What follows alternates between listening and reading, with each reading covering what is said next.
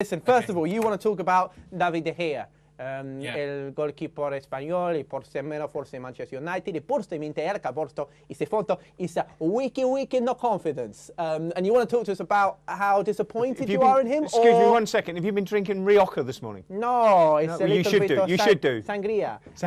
Now, are you pro De Gea or neggy towards De Gea? Neggy is in negative. Definitely neggy towards De Gea. Neggy, you're using my terminology. I love this. I love Alex. Good-looking guy, and he's a good. Why? Well, after I put my hat on this morning, I slung on the FA Cup highlights and was watching United's game from yesterday, and I'm just amazed at the amount of mistakes he continues to make. Yeah. Now, do you think the trouble is? I always think in any team, the two extremities, as in strikers and goalkeepers, confidence plays a bigger part than maybe in other positions, because when you're low on confidence and you're making mistakes, it either means you're missing a sitter or you're letting in a goal. Now, De Gea had a little bit of a wobble, which you know is understandable. New league, new team, a lot of pressure on him. But Alex Ferguson dropped him and brought in Lindegaard, and I think that was an even bigger blow to him. Do you think Fergie should have persisted a little bit, or do you think he's done the right thing in bringing Lindegaard in?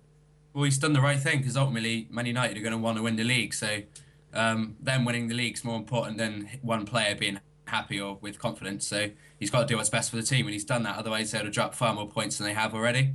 Yeah, do you think De Gea has been shown up because of the difference in the physicality of the Spanish league and this league? Yeah, definitely. I mean, in Spain, you don't really see long balls into the box with big strikers up in there as well. And if you look at him physically, he's definitely not up to coming out and pushing people out of the way.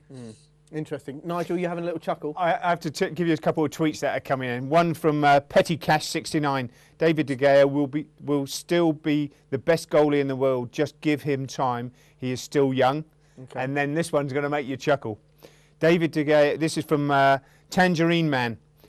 Tangerine Man. David De Gea's attempt to hand in a transfer request has failed after he dropped it before he could get it into Sir Alex Ferguson's office. Love it. I mean, I just think, the thing is, I think with any keeper, I know they sometimes make mistakes and it's a difficult role, but I think if you've paid that sort of money for a keeper and you know he's a quality keeper, he's a good shot stopper, the rest of it will come. I still think maybe he should have persisted a little bit longer.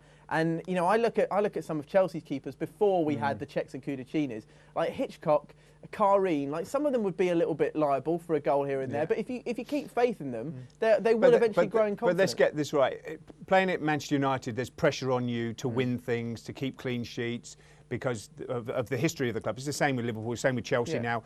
All the big clubs, you know, you've got to be up to the task. And the thing is, when you lose your confidence, and it's not just about strikers and goalkeepers, it's about everybody, because people hide. But they're the two positions where everybody would spotlight. You've just missed an open goal, be it Torres, or you've just let a cross go through your hands to Gea, and it's been the back of the net. But I think in a big game like that was yesterday for both Man United and for Liverpool, I'm really surprised that Sir Alex went for De Gea in a game at Anfield where the atmosphere is really on top of you. It's really close, fantastic atmosphere.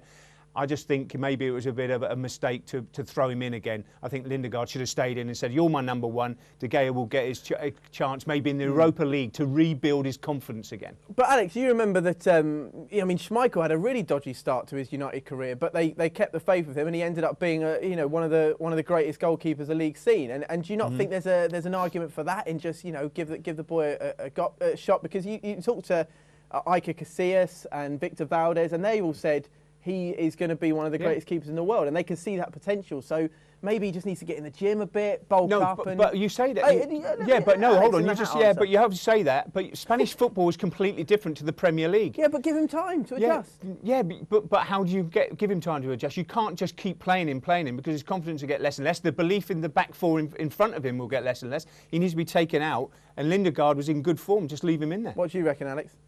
I just think when you look at his reactions to the goals, like yesterday, obviously he came for that corner, didn't get anywhere near it. And for the second goal, he's still a bit suspect. And you look at his reactions, a lot of the time he's blaming the players around him, shouting at his defenders.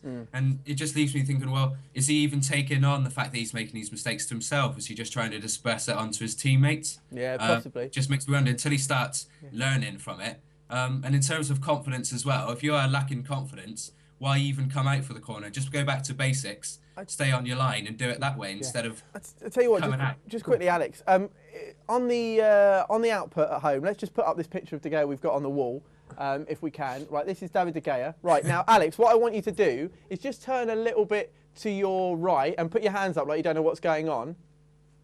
And hang on a minute, I think there's a real spit here. If he had a, if he had a shape, no, he just had a shape. Yeah, if he had terrible facial hair, he could well be a David De Gea lookalike. Have you had that before?